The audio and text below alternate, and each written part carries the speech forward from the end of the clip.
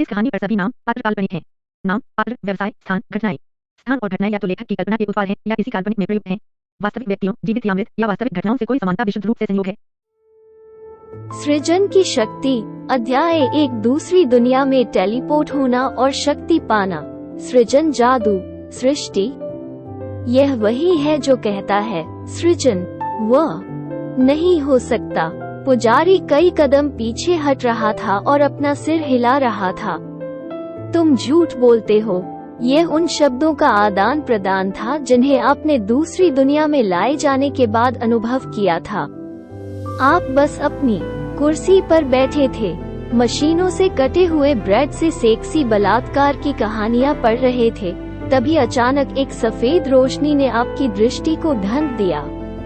आपने अचानक खुद को अपने बट पर गिरते हुए पाया और आपके आसपास की दुनिया एक मध्यकालीन फैंटेसी सेटिंग में बदल गई थी। सिंहासन पर बैठा एक राजा तुम्हें गौर से देख रहा था और एक पुजारी तुम्हारे सामने अपनी बाहों को हवा में फैलाए खड़ा था, जैसे वह समुद्रों को चीर रहा हो। पहले से ही शरारती अनुवादों को पढ़ने से यौन रूप से काम करने के बाद आपकी दृष्टि तुरंत राजा की पत्नी और बेटी पर पड़ी, जबकि राजा स्वयं एक गुदगुदा बूढ़ा आदमी था। उसकी पत्नी आसानी से आधी उम्र की थी, केवल अपने मध्य 30वें दशक में। हालांकि उसकी सेक्सी चिकनी त्वचा ने उसे ऐसा बना दिया था जैसे वो अपने बेसवा दशा में हो सकती है। उसके बहुत बड़े स्तन थे जो लगभग उसकी पोशाक से बाहर आ गए थे और वे देखने में सुखद थे। उसकी बेटी, जो एक छोटी बहन की तरह अधिक दिखती थी, अपनी किशोरावस्था में दिखती थी। जैसे ही आपने दो सेक्सी महिलाओं को देखा जो वास्तव में एक दूसरे को पकड़े हुए थी जब वे आपको नीचे देख रही थी, वे घबरा गई और शर्माते हुए दूर हो गई। एक सेकंड बाद आप चिंतित हो गए कि आपको इरेक्शन हो सकता है, और जब आपने नीचे देखा तो आप ये जानकर चौंक गए कि न केवल आपका डिक फुल स्टाफ था, बल्कि आप पूरी तरह से नग्न भी थे, जिससे इन दोनों महिलाओं को आपके चेहरे पर एक अच्छी नजर आ रही थी। निजी जैसे वे थे वैसे ही फैल गए। पुजारी ऊपर उठी भौहों से आपके खड़ेपन को देख रहा था। राजा आपको कड़ी नजर दे रहा था, स्पष्ट रूप से थोड़ा परेशान था कि आप अपनी पत्नी और बेटी के सामने खुद को उजागर कर रहे थे। तुरंत आपने खुद को ढकने के बारे में सोचना शुरू कर दिया। ये दुनिया तुम्हें यहाँ नंगा क्यों फेंकेगी? आपको कपड़े पहनने चाहिए थे। वो एक दिया गया था। जैसे ही विचार आपके सिर में प्रवेश करते हैं, एक चमकदार रोशनी होती है जो आपके शरीर को ढक लेती है, आपकी नग्नता को छुपाती है।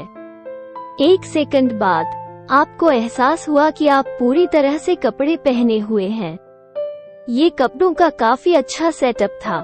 ये बिल्कुल उस कॉस्प्ले एडवेंचरर पोशाक की तरह लग रहा था जिसे आपने पहना होता अगर आपके पास कभी ऐसा कुछ इकट्ठा करने के लिए समय, पैसा या ऊर्जा होती। आपने सोचा था कि शायद इसने थोड़ी देर से टेलीपोर्ट किया था। ऐसा लगता है कि इस दुनिया का भगवान कुछ आलसी था। हालांकि पुजारी भी आपकी तरह हैरान दिखे। इस तरह आपका दूसरी दुनिया से परिचय हुआ। पुजारी ने तुरंत उस मानक कहानी की व्याख्या की जिसकी आप दुनिया के अन्य उपन्यासों से उम्मीद करते आए हैं। एक दानव साम्राज्य, एक देश संकट में, और एक नायक को दूसरी दुनिया में बुलाया गया। अगर मैं राक्षस भगवान को हरा दूं तो क्या मुझे आपकी बेटी मिल जाएगी? तुमने मजाक किया।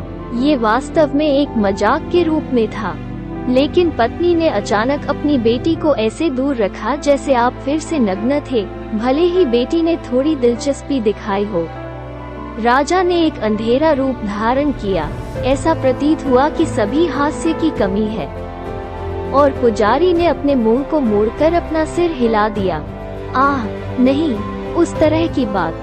राज्य आपका समर्थन करेगा, लेकिन आप यहाँ हमारी मदद करने के लिए हैं, देवताओं द्वारा चुने गए हैं। यह आपका कर्तव्य है कि आप हमारी रक्षा करें। आपका समर्थन करना हमारा कर्तव्य नहीं है।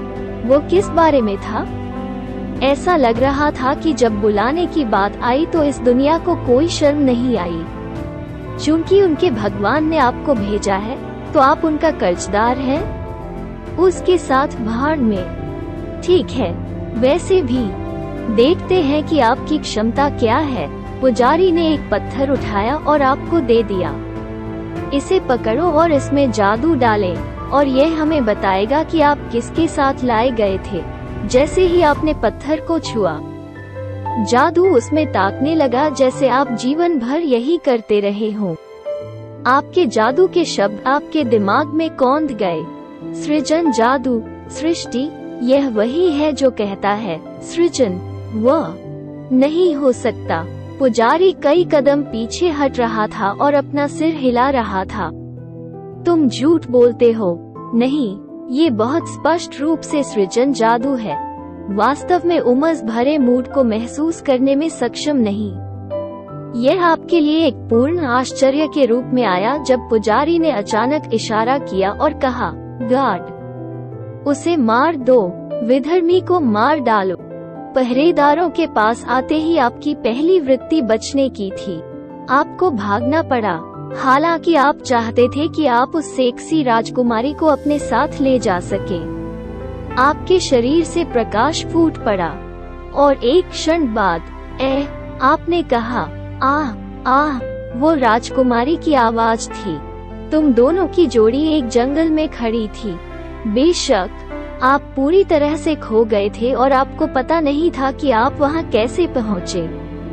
राजकुमारी भी भ्रमित लग रही थी, लेकिन जब उसने आपको देखा तो वो चिल्लाई और अपने बट पर वापस गिर गई। आपने उससे संपर्क करने की कोशिश की, लेकिन वो मुड़ी और भाग गई। जैसे ही आप उसके पीछे दौड़े, आपने आह भरी। हालांकि आप बहुत फिट नहीं थे, ऊंची एड़ी के जूते में भी। सन की राजकुमारी आपसे आगे निकलने लगी थी। ये गंभीर रूप से शर्मनाक था। आप कैसे नायक बनने जा रहे थे जब आप जंगल में ऊंची एड़ी के जूते में एक महिला को पकड़ भी नहीं सकते थे।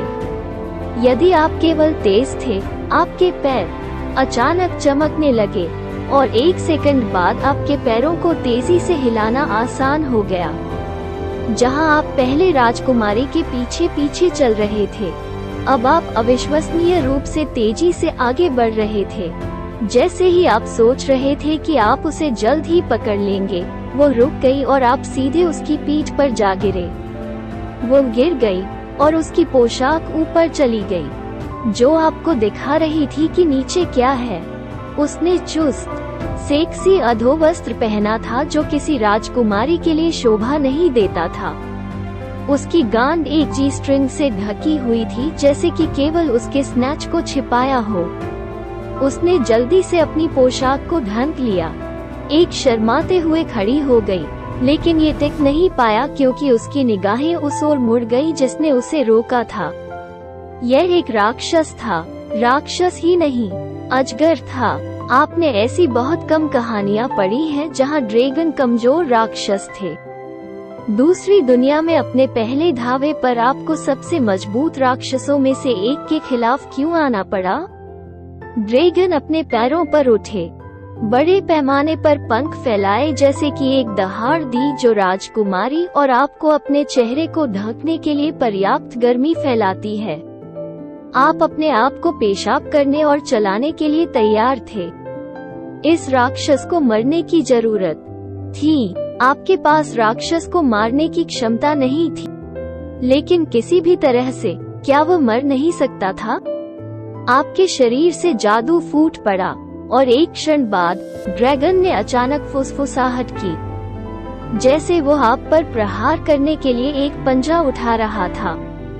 उसकी आंखें वापस उसके सिर में घूम गईं और फिर वो एक जोरदार ठहाके के साथ किनारे पर गिर गई। एक लाल अजगर एक पल में मर गया। राजकुमारी ने आप पर वापस मुड़ने से पहले अविश्वास में कहा, आप वास्तव में एक नायक हैं। हो, आपने मांग की, क्या चल रहा है?